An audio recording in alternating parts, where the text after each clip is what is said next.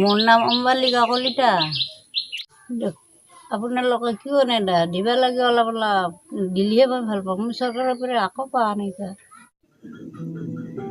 এগৰাকী ৬০ বছৰীয়া আইতাৰ কাতৰ অনুৰোধ এয়া।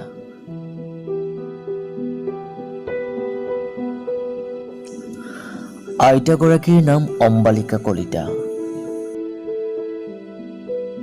ঘৰ ছয়গাঁও বিধানসভা সমষ্টিৰ অন্তৰ্গত বাজেনী কলিতাপাৰাত।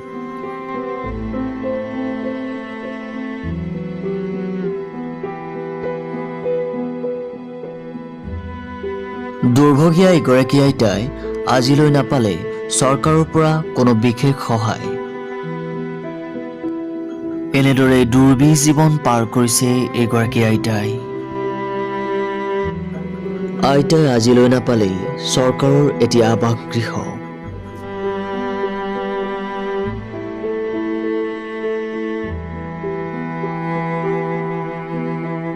নৰিয়াগাৰে চচৰি বাগৰি পাৰ কৰিছে জীৱনৰ অন্তিম দিনকেইটি। নৰিয়াগাৰে ভোট দিবলৈও যায় আইতাই, কিন্তু পিছত যেন সকলো ফুটুকাৰ ফেন। ভোটৰ পিছত আইতাক দিয়া প্ৰতিশ্ৰুতিবোৰ পাহৰি যায় জনপ্ৰতিনিধিয়ে।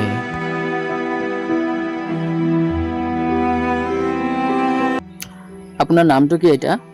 অম্বালিকা কলিতা। আৰু আপুনি কেতিয়াৰ পৰা এনেকৈ থাকে?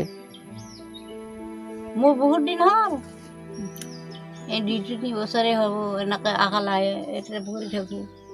এটা এখন আগফালে ইয়াৰে গাঁও পঞ্চায়তৰ মানুহ বা কিবা ৰাজনৈতিক নেতা আহে নেকি আপোনাৰ ওচৰত? নাহে নাহে। তেওঁলোকে একো খবৰ লোৱা নাই আজিলৈকে? আজিলৈকে খবৰ লোৱা নাই। আপুনি ভোট দিব যায় নে নাযায়? যাম, ভোট দিব যায়? ভোট দিব যাম। আপোনাৰ এনেকৈ আপুনি ভোট দিবলৈও যায়?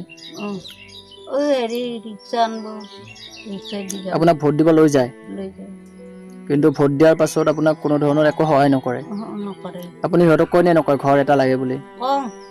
কি কয় সিহঁতে? কয় চৰকাৰে কয় দিয়ক বুলি। তাৰপাছত? আৰু একো নাই। ঘৰ ভাবি ৰ। আপুনি চৰকাৰক কি ক'ব এতিয়া? কি ক'ম? আপুনি কওকচোন, চৰকাৰক কওক, কি ক'ব আপুনি, কি বিচাৰে? ঘৰ এটা দিলে ভাল আছিল, বাপা এটা ঘৰ লাগে। ৬০ বছৰীয়া এই আইতাগৰাকীক সহায় কৰিবলৈ ওলাই আহিবনে ৰাজনৈতিক বৰমূৰীয়াসকল? অনাগত সময়ত ই লক্ষণীয় হ'ব।